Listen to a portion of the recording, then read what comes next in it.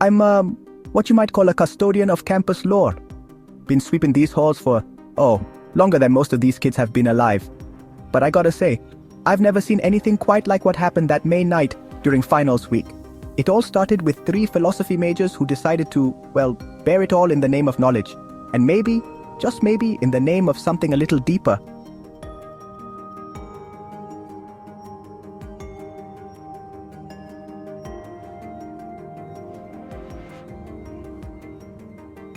Knowledge is best absorbed au naturel.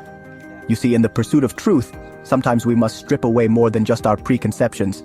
Sometimes we gotta strip away, everything. Kant said, science is organized knowledge, wisdom is organized life. But he never said anything about organized nudity. Maybe this'll finally make me feel seen. Take that, patriarchal academic structures, and maybe take that, mom and dad's expectations. He who has a why to live can bear almost any how, even if that how involves public nudity and potential expulsion. Now, these 3 had been thick as thieves since their first day of intro to philosophy. Clem, the eternal warrior with a heart of gold, Joe, the firebrand hiding a fear of failure, and Asher, the idealist searching for his place in the world. Together, they were a regular Plato's Academy of Mischief and Existential Crises. We did it! We actually did it! I've never felt so alive? Did you see Professor Thornton's face? I think we just deconstructed his entire worldview, and maybe our own. I feel so free, like I've transcended the physical plane, or at least transcended social norms. Guys, where are our clothes? This wasn't part of the plan. And so began a night that would test not just their bodies, but their very souls. Also their ability to hide behind very small bushes and their knowledge of local indecent exposure laws.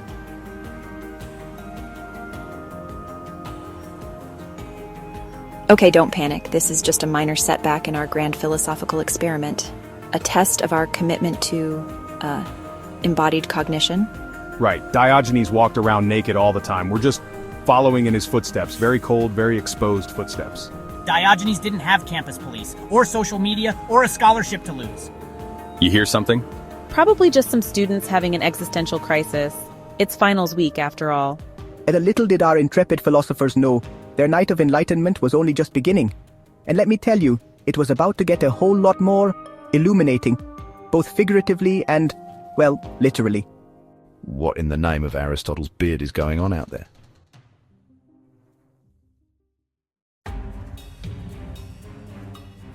Now you might be wondering what 3 naked philosophers do when they're stuck between a rock and a, hard place.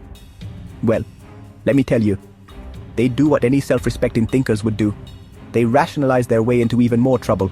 This is utterly, completely against university policy. We're going to be expelled. Or worse, we'll have to explain this to our parents. Oh, lighten up, Clem. We're living epistemology. How many people can say they've experienced the world from this unique perspective? Exactly. Nietzsche would be proud. We're reevaluating all values, and also probably chafing in new and exciting ways. But Professor, if we can't be certain of anything, how can we be certain that we can't be certain of anything? And if we're certain about that, doesn't that contradict the whole premise? Clem there, always worrying about the big questions, and the little ones, and pretty much everything in between. That boy could overthink a ham sandwich if you gave him half a chance. The categorical imperative demands that we all skip this pop quiz. If we can't will it to be a universal law, then how can we, in good conscience, subject ourselves to it? Stand with me, fellow seekers of truth. Joe, she was always looking for a cause. Sometimes I think she was more scared of not having something to fight against than anything else. That girl could turn a paper cut into a crusade for workplace safety. I think, therefore, I am in everyone's way. But isn't that the nature of enlightenment? To obstruct the path of ignorance with the roadblock of wisdom? And Asher, bless his heart, always trying to find meaning in the chaos. Even if it meant being a bit of chaos himself. That boy could find profundity in a parking ticket if you gave him long enough to think about it. Performance art, and maybe a minor felony. And on your left, you'll see a vivid demonstration of our philosophy department's hands-on approach to learning. I am become art, destroyer of social norms. That's Oppenheimer, not Nietzsche, but I appreciate the effort.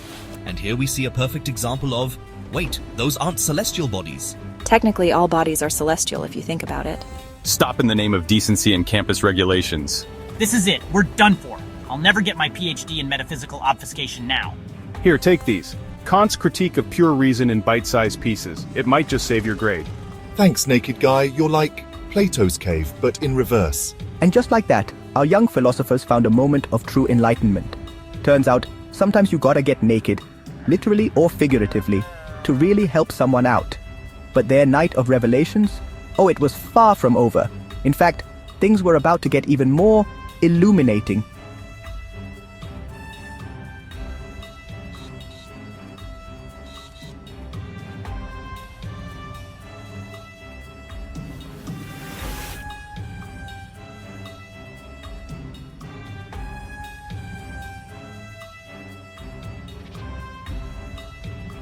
You know, in all my years of mopping these halls of higher learning, I've seen some strange things. But this takes the cake, and the frosting, and probably the whole dang bakery. But that's philosophy for you, always pushing boundaries, even when those boundaries are, well, your clothes. Now you might think our little band of nude philosophers had been through enough. But let me tell you, the night was young, and so were they.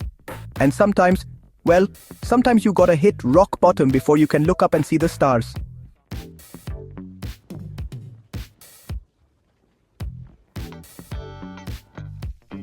Well, if it isn't the naked empiricists, come to prove that knowledge is skin deep. Knowledge goes deeper than skin. It's in our very bones.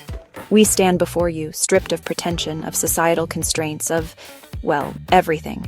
In our nakedness, we find truth. In our vulnerability, strength. We are the embodiment of philosophy itself, raw, unfiltered, and unafraid to question everything, including our own comfort. Joe, maybe get down before you slip and... You know what? That was kind of beautiful. Stupid, but beautiful. Isn't that philosophy in a nutshell? All right, show's over. Everyone disperse, and you three just put some clothes on. And there they were, our intrepid truth seekers, suddenly face to face with their deepest fears. Funny thing about being naked, there's nowhere left to hide.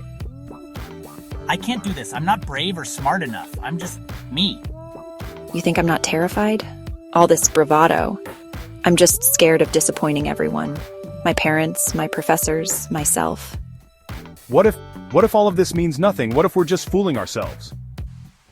Now, I've seen a lot of students have breakdowns during finals week, but this was something different. This was the kind of breakdown that leads to a breakthrough. Hey, we thought you might need these, and maybe we could talk about philosophy and stuff? Well, isn't this a categorical imperative to accept? Oh, shut up, Kant. He who has a why to live can bear almost anyhow. Guys, I think I finally get it. And just like that, a night of chaos turned into something beautiful. A meeting of minds, bare and open. But let me tell you, their journey wasn't over yet. Oh no, they still had one last challenge to face. I believe we need to have a discussion about tonight's events. We can explain. And so our philosophers prepared for their final, most daring act of enlightenment, armed with nothing but their wits, their words, and some hastily borrowed blankets. Let me tell you, it was going to be one heck of a debate. But that's the thing about philosophy. It's not just about finding answers, it's about asking the right questions. And sometimes those questions lead you to places you never expected. Like standing naked in front of the dean. Now folks, we've arrived at what you might call the climax of our little philosophical escapade. Time to see if our naked emperors can talk their way out of this one. In my 30 years at this institution, I've never seen such a flagrant disregard for decorum and pants. Sir, we can explain. You see, it all started with Plato's allegory of the cave. What Clem means is, we were exploring the nature of true knowledge through, radical empiricism. Exactly. By stripping away all external trappings, we sought to understand the bare essence of education. And did you find this essence perhaps hiding behind the reference section? Yes. Yes. Yes. We found that true learning comes not from hiding behind books or theories. but from exposing ourselves to new ideas, to vulnerability. And to each other. In our nakedness, we found our shared humanity. That's all very poetic, but it doesn't change the fact that you violated several campus policies, not to mention public decency laws. Now this is where things could have gone south faster than a philosophy major's job prospects. But sometimes, the universe has a funny way of stripping away our expectations.